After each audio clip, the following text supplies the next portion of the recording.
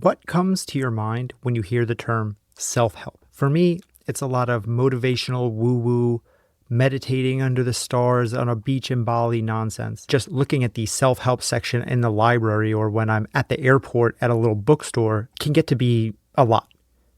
There's so much there. What even is it? The term self-help sounds lovely. Who wouldn't want to help themselves? But what I found is that once you start digging into it, there are literally infinite books, even more podcasts, blogs, YouTubes, and they're all giving unlimited advice. There literally isn't enough time in the day. And then even more maddening is the fact that a lot of times the quote-unquote advice from these various sources can be completely contradictory to the exact advice you got from some other self-help resource. If only there was someone who could go through of all of this nonsense for you and help cut through the noise so you know where to go and what to focus on. Welcome to Change Made Easy. Changing your habits, routines, and behaviors is hard. We make it easy. I'm Paul Levitin. I help high achievers who feel stuck bridge the gap between where they are and where they want to be. Traditional self-help doesn't work. It's either too rigid, too generic, or too overwhelming. My approach is different. I simplify change by making it so easy, it can't not happen. Using my easier framework, I'll help you create habits, routines, and behaviors that stick, so you can stop struggling and start thriving. It's that easy. Marie Forleo said, "Everything is figure-outable," which I agree with. There is a solution to every problem. The issue is that sometimes there's an overabundance of potential solutions, and that becomes a problem in itself. If you're already busy and low on time, parsing through the mountain of self-help data out there is just another task that ends up weighing you down rather than building you up. For me, it's a little different though. This is my job. So I make a point to read the books, to listen to the podcasts, to read the studies. And today I'm going to tell you the top 3 pieces of self-help advice that I've gotten from reading over 100 self-help books and testing out over 50 individual tactics. These 3 tactics, if implemented, will change your life and save you thousands of hours of reading and researching that I've already done for you. Let's dive in. Can I be honest with you for a second? I hate the term self-help. Let's just get that out of the way, out of the gate. Not that there's anything wrong with it. I mean, helping yourself is exactly what we're after. That's why I'm here. I just think that term has been so overdone and so overused. It's oversaturated. I don't know about you, but to me, the picture that self-help conjures up is just hippie meditation drum circles and endless piles of books on your nightstand that no one actually reads. And with all that, it's still a multi-billion-dollar industry. One that has helped millions of people change their lives for the better. My issue is that there's so much out there. It's impossible to know what's real, what's good advice, and what's just fluff. And even if you could tell, it would take a lifetime just to sort through it all. Because for every person that has gotten help or benefit from the self-help industry, I'd bet that there are 10, 20, maybe 100 who have bought the book or the course, made it 10 minutes into the podcast, and forgotten all about it. And if that's been you, that's fine. It's my assumption that that's most people. That's why I made this podcast. Fortunately for you, I love this stuff. I read the books, I watch the videos, I listen to the other podcasts. And one thing that I've worked on over my career as a coach is the ability to take complex ideas and distill them down in ways that are understandable for everyone. A lot of these are not my ideas. They're just a distillation of the hundreds of hours of ideas of others that I've taken in over the years. I read books by the handful. I listen to podcasts on 3x speed. I go to seminars and workshops on the weekends for fun. And I do all of that, and then I do my best to pick and choose the most actionable information to give to you here. Pieces I've found that I think will help you create positive change in your life. It's actually what I know will help you create positive change in your life. Because in addition to taking in all of this information, doing the reading, doing the listening, doing the stuff to learn, I'm in the fortunate position of being able to test this information because I've been in the field of helping people change for nearly 15 years. So I am able to put these theories to test. I'm able to give these strategies and practices to my thousands of clients over the years. And what I've been able to see is that Some stuff works, but most of it is BS.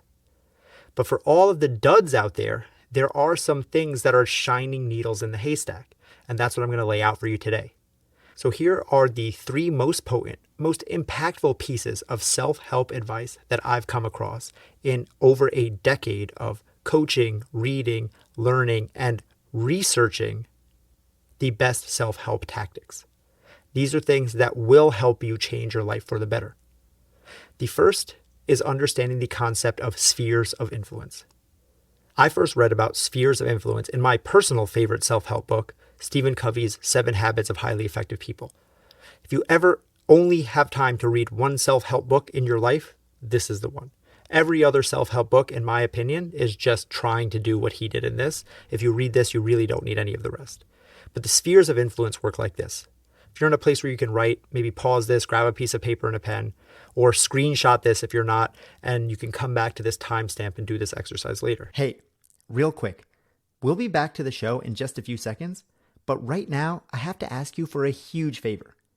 If you're getting value out of this episode so far, take 2 seconds and share it with a friend. I mean, right now, literally, hit the little share button and send it in a text to your roommate or your cousin or your mom or your brother or your sister.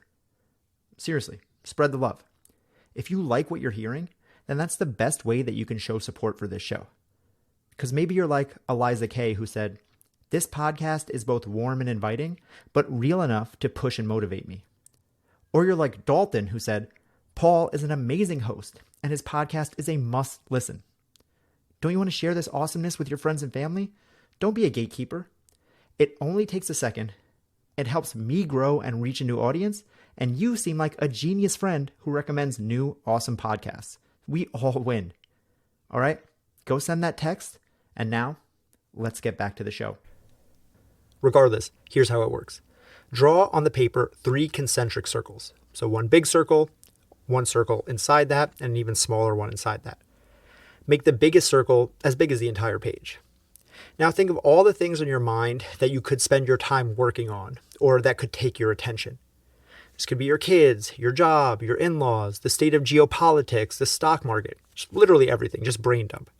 And as you think of these things, place each one into one of the 3 circles. The centermost circle is your sphere of control. In this circle, write down things you have complete and 100% control over. You can think of this as your own front yard. In your front yard, you can plant whatever you want. You can plant flowers, you can plant trees. If there's litter on your yard, you can go outside and clean it up. You don't have to ask for permission. You can let your kids play on it, you can pave over it, you can put up a basketball hoop, you can barbecue. It's all up to you. The second circle is your sphere of influence. Your sphere of influence are things that you can potentially influence, but are not 100% within your control. Think of this like your neighborhood. You might be part of a homeowners association or have the ability to vote and to speak in community meetings. So your voice does have an impact, but you can't say with 100% certainty that the things will go the way that you want them to all of the time. If you want a new playground set up down the block, you can rally the community, you can speak on it, you can help plan it, you can collect signatures on a petition, but you cannot say, make this happen and have it happen 100% of the time. So inside this circle, put, you guessed it, things that you can influence but not completely control. This could be things like your kid's schedule, your wife's schedule, your tasks at work. These are things that you have some say over, but other people do as well. And the third outermost circle is literally everything else. This is geopolitics. These things may very well affect you, but you do not have control over it. Even if you believe that the fast fashion industry and the factories in India and China and Pakistan are killing the planet, dumping toxic chemicals into the water supply and destroying millions of lives and nature all around the world, there's not really anything you can do about it, at least not from where you stand currently. So in this circle, the outermost circle, put all of the things that affect you, but you have no control over. And everything in your life will fall into one of those 3 circles. Now, obviously, you don't have to write everything in your life out right now, but just understand that everything does fall into one of these 3 categories. What you can control, what you can influence, and everything else. And if you notice, if you actually drew this out, the circle of control is the smallest, and that's for good reason. because very little lies within your direct control. And then influence is slightly bigger than that, as there are more things that you can influence than control. But by far the biggest circle, and where most things in your life will go, is in the everything else circle. Once you understand this, the goal is for you to focus all of your time, energy, and attention on the inner two circles, and leave everything in the everything else circle alone. Your time and your energy are finite, so any time spent on one thing is time not spent on another thing. And that means all the time and energy you spend on things outside of your spheres of control or influence is inherently wasted, since you can't control or influence those things anyway. Pretty logical. But why do we get tripped up with this? First thing is you often think you have control or influence over things that you really don't. And then even more challenging on top of that is that letting go of things that you can't actually affect change on can be very hard for your ego. You want to be able to change things. It feels like you should have control or influence over things that have control or influence over you. But that's not how life works. You have to understand and accept this because it frees up your energy, and then you can focus that energy on the things that you actually can change. And this is when things really take off. The second self-help principle that will actually allow you to create the change you're looking for in your life builds off of the spheres of influence, and it's called having a to-don't list. Lots of people have to-do lists, which seems reasonable. You've got a lot to do. But the thing about to-do lists is that they're never ending. In the year 2025, as a working adult, juggling a job, maybe two, household responsibilities, potentially kids, family, social life, your health, a ton more, there is never an end in sight. So to-do lists feel productive. They feel like a necessary way to organize this nonstop onslaught and make it even potentially possible for you to tackle it all. Except that you can't tackle it all. Your to-do list never ends. So what good is starting a to-do list that you'll never actually to-do? What tends to happen in practice is it just keeps growing and growing, getting more overwhelming and more daunting. And you just end up picking and choosing what parts you want to actually handle, since you can't possibly do everything on it at once anyway. So it becomes an exercise in futility. You're just picking and choosing, adding more things, choosing the things that you want to do. It doesn't really serve a purpose. Instead, I've found that a to-don't list can actually be much more impactful. A to-don't list is exactly what it sounds like, a list of things not to do. I found this to be an actual needle mover for both me and my clients for a few reasons. Most importantly, it works because humans are creatures of habits, and we tend to fall into similar patterns. So think about a habit you've tried to build or a change you've tried to make. Maybe something like exercising more, writing your book, building a side business. When you think about your past efforts and why they didn't work out, if you zoom out, there's a good chance you'll notice a pattern of what's keeping you stuck. A pattern of, I'm doing good until blank happens. You might say, well, I'm great at sticking to my diet until I'm stressed at work and I throw it all away on a binge. For me, I know I start writing my book, but then I start thinking about marketing and who's going to buy it, and it all gets so overwhelming, I just fizzle out. So in these instances, it's much less about not knowing what to do, and much more about not falling into the familiar traps that are going to keep you stuck. It's not about grocery shopping, meal prepping, getting 10,000 steps. Yes, that's important, but you know that. The real difference maker is not using greasy fast food as a coping mechanism during moments of high stress. For me, writing my book, obviously I need to be writing every day. Having writing on my to-do list isn't really telling me anything new. But if I have on my to-don't list, do not get distracted on marketing. Do not think about sales. This keeps me from getting distracted on and focusing on things that seem important but actually aren't in the moment. Because marketing a book that's only 1/10 written really doesn't have a point. Which do you think is going to be more impactful? Taking that distraction off of my plate allows me to actually do the thing I need to do, which is write. Adding more things to your to-do list is overwhelming and it weighs you down. Putting things on your to-don't list is lightening and it frees you up to have more energy to focus on the things that matter. And the third of the 3 self-help tips that will actually help you is building failure into your plans for success. If you're a regular to the show, this is not a new idea. You'll know that I say often failure is a part of success. Failure is a part of the process. Literally, there is no success without failure. And this isn't just me. Studies have shown that people and organizations who end up succeeding in the long term are the ones who not only account for this, but actually build failure into their processes. For example, I was on a call with an executive the other day who wants to get his health under control, which is nothing new. I deal with this stuff all the time. So I asked him, what might that look like with your busy schedule? And his initial thought was, well, I want to be working out 5 times a week. That's the goal. But I know realistically things get so hectic, I haven't been able to keep up with that pace. And usually I end up getting like 2. So I asked him, and then what happens? And he said, well, when I only get 2 times, I tend to get discouraged and I give up because I can't keep up with that goal I set of 5. So like I said in point 2, I'm starting to see a familiar pattern. Setting up this unrealistic goal was only serving to discourage him and set him up for disappointment. So I offered a different route. Instead, we set the goal of 2 to 4 days, since 2 was the amount he was realistically getting consistently. And since we also know that he wanted more than that, we set a stretch goal of 3 or 4. 5 wasn't really necessary. So his initial plan was, I'm only successful if I get 5 days. And then he would hit 2 or 3 and he would feel like a failure.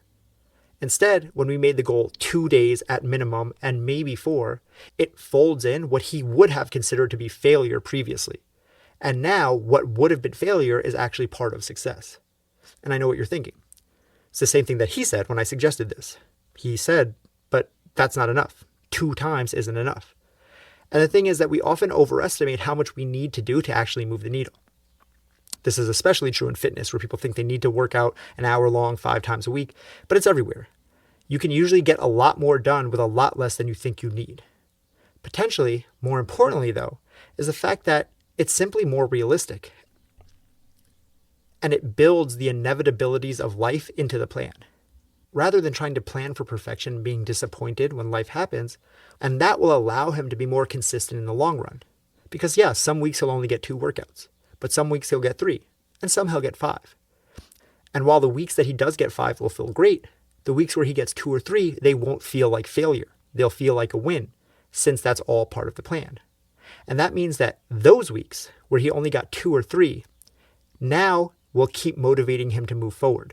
Where in the past, that would have been an excuse to talk himself out of what he was doing. For instance, a busy work week where he only had time to work out 2 times, in the past, he might have looked at that, seen his schedule and said, well, what's the point? It's not 5, it's only 2. I might as well not work out at all. Or coming off of a week where he only got 3 workouts and then 2 the previous week before that, he might say, well, I'm never actually doing what I need to do anyway. Why even try this week? But instead, by factoring in failure and only planning for 2 days a week, now 2 or 3 or 4, they're all wins. They're all part of the picture of success. So now, maybe he has 2 workouts scheduled that week. And then maybe a meeting cancels and he gets to squeeze in a 3rd. That's 3 workouts that he got in because he factored in failure, rather than if he was striving for perfection, shooting for 5, and he would have got 0. So my action step for you this week is to simply choose one of these 3 self-help actions to implement into one of your goals. You can focus on your spheres of influence, you can create a to-don't list, or you can factor failure into your plan and goal setting. As you might have noticed, all of these are closely related and they do build on each other. However, I wouldn't advise trying everything at once because it can be too much change too fast.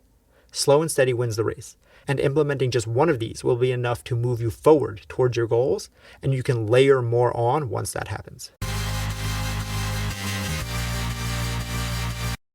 The self-help genre can be great. On the whole, it's surely done more to help than to harm for many people. But it can also be frustrating when you're inundated with so many quote-unquote answers and you're trying your best, but you're not getting the result you're after. I hope this episode has helped to simplify things for you by giving you 3 specific actionable pieces of advice to follow. Quiet out all of that other noise. Narrow your focus. Put your head down and see what can happen in 6 months. That is change made easy. Before you go, I just have to ask you for a huge favor. If you enjoyed or got value from this episode at all, then take a moment and leave a rating and review in the podcast app that you're listening or watching on. If you like the show and you want me to continue to create more episodes and be able to get awesome guests that will help make changing your life easier, then this is the best way you can show support. You can leave a 5-star review on iTunes like Eliza K, who said, This podcast is both warm and inviting, but real enough to push and motivate me. Thank you, Eliza. Or you can be like Dalton, who said, Paul is an amazing host, and his podcast is a must listen. Thank you, Dalton. And thank you to all of the over 100 people who have taken the time to rate and review this show 5 stars on iTunes, or the dozens who have left 5-star reviews on Spotify. It only takes a minute, and it helps me grow, it helps me reach a new audience, and it lets me know that this is helping someone, which just feels good. All you have to do is go to the show page of whatever app you're listening to and hit the little 5 stars. Or go to the comments section on YouTube and boom, that's it. And if you really want to show love, take a screenshot when you do it and tag me in your stories on social media at Change Made Easy, and I'll shout you out in an upcoming episode. All right, go leave that rating, and I'll see you back here every Tuesday and Thursday with new episodes of Change Made Easy.